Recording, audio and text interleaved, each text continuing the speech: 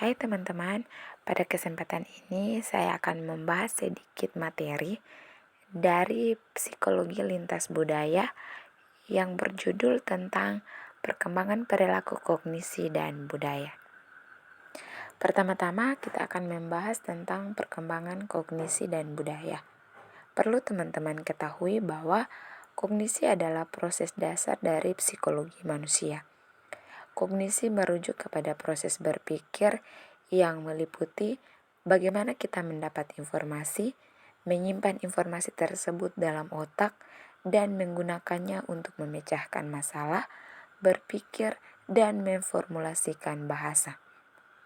Kognisi adalah proses berpikir manusia mulai dari pencarian informasi, penerimaan informasi, pemaknaan, penyimpanan, hingga bagaimana penggunaan informasi.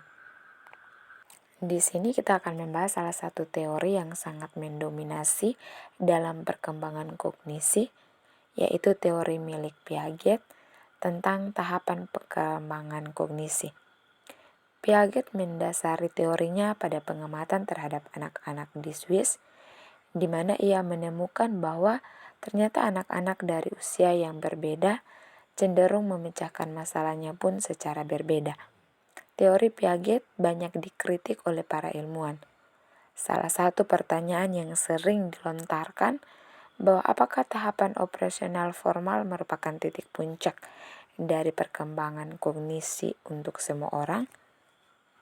Dalam teori Piaget seperti yang sudah dibahas di atas, terutama yang menyangkut penekanannya pada beberapa tugas spesifik sebagai dasar dari teori tahapan perkembangannya, perkembangan kognitif adalah sesuatu yang rumit dan tugas-tugas yang spesifik tersebut tampaknya tidak mungkin menangkap segala kompleksitasnya. Meski tugas-tugas semacam itu mencerminkan keterampilan-keterampilan yang dihargai di Amerika dan budaya-budaya barat lainnya. Ada beberapa yang mengusulkan teori tahapan, dan mereka juga menilai rasionalitas kelompok non-barat berdasarkan keyakinan magis dan religius mereka, sedangkan mereka tidak mempertanyakan rasionalitas keyakinan barat. Teori Levy-Broad didasarkan pada cerita-cerita yang diceritakan oleh misionaris Kristen dan wisatawan yang sebagian besar tidak menguasai bahasa asli masyarakat yang mereka ceritakan. Namun, penelitian lintas budaya telah menunjukkan bahwa bukan hanya orang barat yang memiliki asumsi etnosentris. Ada penelitian yang membandingkan pendapat 30 masyarakat yang berbeda di Afrika Timur tentang diri mereka sendiri dan orang lain, yang menunjukkan bahwa anggota setiap masyarakat memberikan penilaian yang lebih tinggi pada diri mereka sendiri dan menilai kelompok lain yang serupa secara positif. Teori Piaget meskipun memiliki beberapa keterbatasan kultural, namun dianggap lebih canggih karena menggunakan tugas eksperimental untuk mengukur berbagai konsep tanpa bias etnosentris. Namun, teori Piaget juga memiliki asumsi etnosentris, terutama dalam penekanannya pada tugas-tugas spesifik sebagai dasar perkembangan kognitif. Proses kategorisasi juga merupakan salah satu proses dasar dalam kognisi, di mana objek dikategorikan berdasarkan persamaan karakter dan fungsi. Kita sudah membahas tentang pengertian kognisi dan beberapa teori yang berkaitan dengan perkembangan kognisi. Dalam perkembangan kognisi, ternyata ada dua hal yang sangat terkait, yaitu bahasa dan pikiran. Sulit untuk membayangkan jika kita tidak dapat berpikir penuh dan jika kita tidak memiliki bahasa. Bahasa bisa memungkinkan kita berpikir bahwa kita berada di dalamnya. Dan salah satu prinsip dalam bahasa adalah relativitas. Dari ini dapat disimpulkan bahwa bahasa merupakan suatu instrumen untuk berpikir yang memiliki ciri-ciri beragam untuk secara lintas budaya. Sebagai manusia, kita mungkin membagi pikiran kita secara sama, tetapi bahasa-bahasa yang kita pertimbangkan tampak tidak hanya menghadapkan kita pada jenis-jenis pemikiran yang berbeda. Yang berikut kita akan membahas tentang kajian lintas budaya tentang ingatan. Ingatan atau memori merupakan bagian terpenting dalam proses kognisi. Karena dengan memori, kita dapat mengingat pengetahuan yang sudah kita peroleh, seperti nama teman kita, orang tua kita, sahabat kita, saudara kita, atau mungkin tempat-tempat yang pernah kita kunjungi. Namun, terkadang justru kita lupa akan hal-hal sepele, seperti menaruh kunci mobil di mana, atau lupa akan jawaban ujian. Padahal kita sudah belajar, atau kita juga yang menaruh kunci mobil tersebut. Dalam memori, melibatkan beberapa hal seperti pengkodean, penyimpanan, dan pemanggilan informasi. Memori dibagi menjadi jangka pendek dan jangka panjang. Jangka pendek berkisar sekitar 15-25 detik. Perbedaan budaya juga dapat memengaruhi kemampuan dan cara kita mengingat informasi. Salah satu penelitian yang dilakukan oleh Ross dan Milson menunjukkan bahwa orang dengan tradisi Liskler, selanjutnya Wagner, membagi proses memori menjadi dua jenis, yaitu hardware, kemampuan dasar memori, yang tidak berubah dalam lintas budaya, seperti kemampuan memori pada anak-anak dan software atau bahasa pemrograman, yang dipengaruhi oleh pendidikan dan budaya.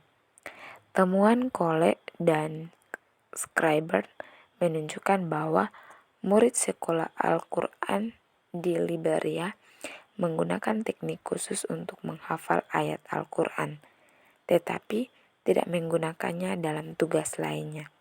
Hal ini mengindikasikan bahwa kemampuan ingatan kita dipengaruhi oleh konteks yang berbeda dan lebih terkait dengan pengalaman sekolah daripada budaya atau latar belakang pendidikan yang memiliki kemampuan daya ingat yang lebih baik. Bagian C, kita akan membahas tentang inteligensi dan budaya. Inteligensi adalah sejumlah kemampuan, keterampilan, bakat, dan pengetahuan yang merujuk pada kemampuan kognitif atau mental. Proses-proses yang mewakili inteligensi termasuk ingatan, kosakata, pemahaman, kemampuan matematis, dan penalaran logis. Selain itu, konsep kreativitas juga dianggap sebagai bagian dari inteligensi. Menurut Garner dan Hodge, ada 7 tipe inteligensi, yaitu matematika logis, linguistik, musikal, spesifik, kinestetik, interpersonal, dan intrapersonal. Namun, definisi inteligensi masih berpusat pada tugas-tugas verbal dan matematika. Definisi inteligensi juga terpengaruh oleh nilai-nilai budaya. Beberapa bahasa tidak memiliki kata yang sepadan dengan inteligensi, dan definisi inteligensi dapat berbeda-beda antar budaya. Selain itu, cara sebuah budaya menunjukkan kemampuan seseorang juga berbeda. Pengertian mengenai inteligensi sulit dibandingkan secara valid antara masyarakat dengan budaya yang berbeda. Penggambaran yang berbeda pada 7 tipe inteligensi tidak hanya berkaitan dengan komponen inti, tetapi juga contoh keluarannya. Definisi-definisi inteligensi masih terkait dengan kemampuan kognitif dan tugas-tugas verbal serta matematik. Budaya mempengaruhi makna inteligensi di mana bahasa-bahasa tertentu tidak memiliki kata yang setara dengan inteligensi. Karena perbedaan budaya, cara orang-orang mengartikan dan menunjukkan inteligensi juga berbeda. Pengertian konsep ini sulit untuk dibandingkan antara masyarakat dan orang-orang dengan budaya yang berbeda yang mereka miliki. Perdebatan tentang perbedaan skor IQ antara orang kulit putih dan kelompok orang minoritas di Amerika disebabkan oleh perbedaan biologis. Jensen berpendapat bahwa program-program khusus untuk kelompok minoritas adalah pemborosan uang karena keterbelakangan intelektual minoritas tersebut terjadi sejak lahir. Penelitian pada anak kembar mendukung hipotesis ini. Pihak yang mendukung faktor lingkungan berpendapat bahwa perbedaan skor IQ disebabkan oleh budaya dan lingkungan. Mereka mengatakan bahwa kelompok minoritas mendapat skor rendah karena banyak subkultur di Amerika yang dalam keadaan miskin secara ekonomi. Penelitian ini juga menunjukkan hubungan antara skor IQ dan kelas sosial, di mana skor IQ orang kulit putih yang miskin lebih rendah daripada skor rata-rata orang kulit putih kelas menengah. Tes inteligensi dianggap sebagai predikat terbaik untuk keberhasilan dalam sistem pendidikan formal di masyarakat modern, tapi tidak mengukur motivasi, kreativitas, bakat, atau keterampilan sosial. Penilaian inteligensi dalam budaya lain harus menghargai nilai-nilai budaya tersebut. Penggunaan tes inteligensi yang bebas budaya belum sepenuhnya terbukti efektif. Beberapa tes masih membutuhkan pengetahuan khusus dalam budaya, tetapi keyakinan dalam kaidah umum seperti tes verbal yang kurang bebas budaya dalam menunjukkan kemampuan mereka. Dan bagian yang terakhir tentang pemecahan masalah. Pemecahan masalah adalah proses mencari jawaban yang tepat dari berbagai alternatif dengan tujuan mencapai solusi yang ideal. Kemampuan ini dipengaruhi oleh pendidikan, pengalaman, dan budaya. Sebuah penelitian dilakukan dalam penelitian ini, para subjek harus membuka piranti yang memiliki banyak tombol, panel, dan lubang. Untuk membuka piranti tersebut, mereka harus melakukan 2 langkah, yaitu menekan tombol yang tepat untuk melepas kelereng dan memasukkan kelereng ke lubang yang tepat agar panel terbuka. Subjek anak Amerika di bawah 10 tahun kesulitan memecahkan masalah ini, sedangkan hampir semua subjek Liberia mengalami kesulitan yang sama tanpa memandang usia atau latar belakang pendidikan. Penelitian ini menyimpulkan bahwa orang-orang Amerika memiliki kemampuan pemecahan masalah yang lebih baik, terutama dalam berpikir reasoning. Namun, penelitian ini dikritik karena dianggap bias budaya. Untuk mengatasi kritik tersebut, penelitian dilakukan kembali dengan menggunakan sebuah kotak terkunci dan kuncinya. Hasilnya, semua subjek dari Amerika dan Liberia mampu menyelesaikan tugas dengan mudah. Kemudian dilakukan percobaan ketiga yang menggabungkan langkah-langkah dari percobaan pertama dan kedua. Subjek diminta membuka kotak dengan mengambil kunci-kunci dari piranti yang tertutup. Hasil percobaan ketiga sama dengan percobaan pertama, menunjukkan bahwa kemampuan berpikir logis subjek Liberia sangat terpengaruh pada konteks yang familiar bagi mereka. Kesimpulannya, orang Liberia memiliki kemampuan yang berpikir logis yang sama seperti orang Amerika jika masalah yang diajukan menggunakan konsep yang mereka kenal. Namun jika masalah kurang mereka kenal, mereka mengalami kesulitan memulai langkah pemecahan masalah. Tidak dapat disimpulkan bahwa orang Liberia memiliki kemampuan pemecahan masalah yang lebih rendah dibandingkan dengan orang Amerika memahami perbedaan pemecahan masalah lintas budaya.